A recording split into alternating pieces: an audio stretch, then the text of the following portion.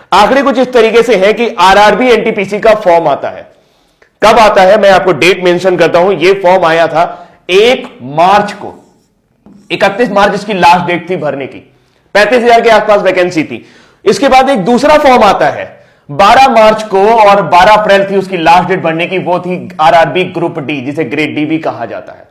इसमें 1 लाख से ऊपर वैकेंसी थी। हम सभी के सपनों में एक जान आती है कि चलो ठीक है, बढ़िया है, रेलवे में नौकरी करेंगे, अच्छी नौकरी मिलेगी। लेकिन उसके बाद फिर शुरू होता है खेल। खेल किस तरीके से शुरू होता है? खेल कुछ इस तरीके से शुरू होता है कि 1 करोड़ से ज्यादा लोग, मैं एग्जैक्ट डेटा दे रहा हूं आपको, मैं अभी एग्जैक्ट डेटा देता हूं आपको। 1 करोड़ से ज्यादा लोग आरआरबी एनटीपीसी का फॉर्म भरते हैं और 1 करोड़ से ज्यादा लोग ग्रुप डी का भी फॉर्म भर देते हैं। अगर आप देखें तो 1,26,30,885 लोगों ने एनटीपीसी का फॉर्म भरा हुआ है और 1,15,67,248 लोगों ने आपका ग्रुप डी का फॉर्म भरा हुआ है।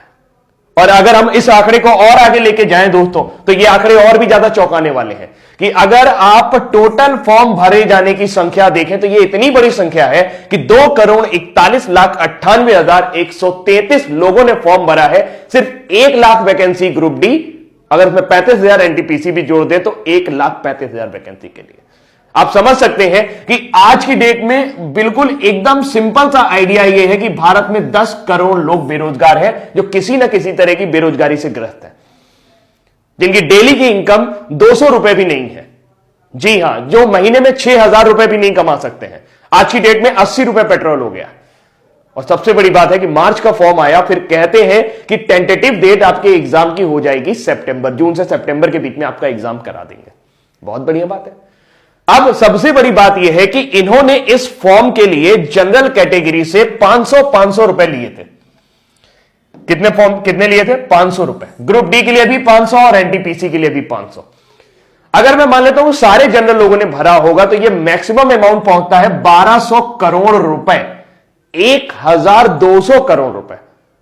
अगर मैं मान लेता हूं कि सारे के सारे कैटेगरी वाले लोगों ने फॉर्म भरा होगा जिनके फॉर्म की फीस 250 रुपए थी, तो यह आंकड़ा पहुंचता है जस्ट हाफ 600 करोड़ रुपए। लेकिन ऐसा होगा नहीं कि सारे जनरल ने भरा हो, सारे एससी ने भरा हो या सारे कैटेगरी वाले लोगों ने भरा हो। तो मैं एक आंकड़ा मान लेता हूं कि कम से कम सरकार के पास 1,000 करोड़ रुपए के आसपास होना चाहिए, जो उनके पास मार्च और अप्रैल 2019 के दौरान आया था। मार्च अप्रैल 2019 बीते हुए लगभग 1 साल होने जा रहा है, फरवरी आने वाली है और एग्जाम की डेट का अभी भी कोई पता नहीं। मेरा दिमाग तब खराब हुआ या मुझे गुस्सा तब आई जब कई सारे मेरे स्टूडेंट जो मुझसे पढ़ रहे थे वो ये कल कह रहे थे कि सर एग्जाम का पता ही नहीं चल रहा कि कब होगा, क्या करें, आत्महत्या कर लें क्या? दोस्त, कमजोर नहीं होना, हम आत्महत्या नहीं करेंगे। क्यों करेंगे भाई आत्महत्या? हमारे जो 500 रुपए हैं, जो 250 रुपए हैं, वो इन लोगों ने दे रखे हैं और 1,000 करोड़ रुपए इनके पास है और ये एक वेंडर डिसाइड नहीं कर पा रहे हैं। एक वेंडर, इनको एक वेंडर नहीं मिल रहा जो एग्जाम कंडक्ट करा सके। धारा 370 हटानी होती है, 1 दिन में हट जाता है। एनआरसी सीए लाना होता है, 1 दिन में आ जाता है। 1-2 करोड़ लोगों की जिंदगी का सवाल है यार। 2 करोड़ लोग इस आस में जुड़े हुए हैं। मैं जानता हूं कि 2 करोड़ लोगों को वैकेंसी नहीं मिलेगी, लेकिन उनको कम से कम एक जीवन का पड़ाव तो खत्म होगा। जो दिन भर वो टेंशन में रहते हैं कि तैयारी करनी है, तैयारी करनी है, तैयारी करनी है। दुनिया भर के कोचिंग वाले, दुनिया भर के चैनल वाले सब उनको बेवकूफ बनाने की कोशिश कर रहे हैं और लगातार उनसे पैसे ऐंठ रहे हैं। एक बैच शुरू होता है, फिर दूसरा बैच शुरू होता है, फिर तीसरा बैच शुरू होता है। बैच खत्म होने का नाम नहीं ले रहा है और नौकरी आने के नाम नहीं ले रही। क्या आपकी कोई जिम्मेदारी नहीं बनती है? नेताजी, मैं आपसे ही कह रहा हूं, यह वीडियो इतना शेयर करना कि नेताजी तक पहुंच जाए। क्या आपकी कोई जिम्मेदारी नहीं बनती है कि 2,41,00,000 लोगों के ऊपर आप ध्यान दें? यह संख्या आपके लिए मायने नहीं रखती है और आपके लिए नहीं मायने रखती तो ये 1,000 करोड़ रुपए का आप कर क्या रहे हैं? ये किसी घोटाले से कम है क्या? किसी भी बैंक में डाल दोगे, घटिया से घटिया बैंक में भी अगर 1,000 करोड़ रुपए डाल दोगे तो वो बैंक जिंदा हो जाएगा।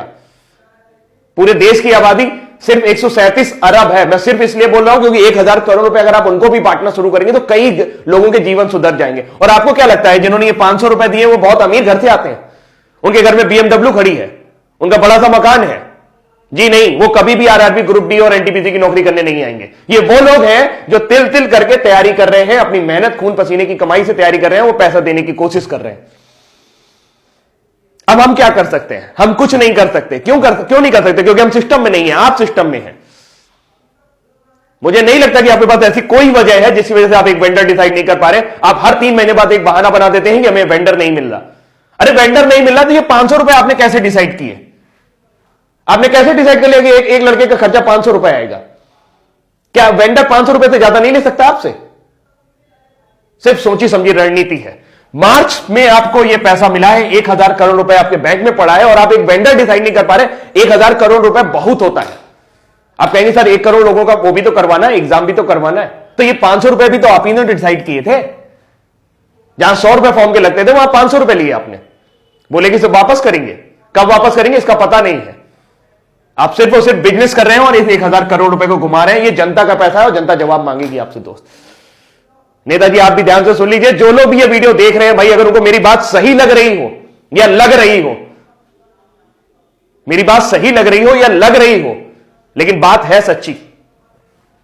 मुझे गुस्सा इसलिए आता है क्योंकि मैं टीचर हूं और बहुत सारे बच्चे ऐसे हैं जो मुझसे पढ़ते हैं और उनके अरमानों को जब मैं घुटता हुआ देखता हूं, जब उनके चेहरों को मैं उदास देखता हूं सिर्फ इस वजह से कि सर समय बीतता जा रहा है और हमारी एनर्जी, जी हां, आपके पास जो 65% युवा है उसमें से 2,41,00,000 लोग अभी भी इस एग्जाम की तैयारी कर रहे हैं। ये सिर्फ एक एग्जाम की बात है। एसएससी के साथ भी आपने यही किया था। लोगों के एक साल आपने बर्बाद कर दिया और इस तरीके के कई साल आप बर्बाद कर रहे हैं। उत्तर प्रदेश में एक वैकेंसी और लटकी पड़ी है 69,500, उसमें भी कोर्ट केस चल रहा है। अरे जब नौकरी देनी नहीं होती तो निकालते क्यों है यार? क्यों मजाक करते हो हमारे साथ?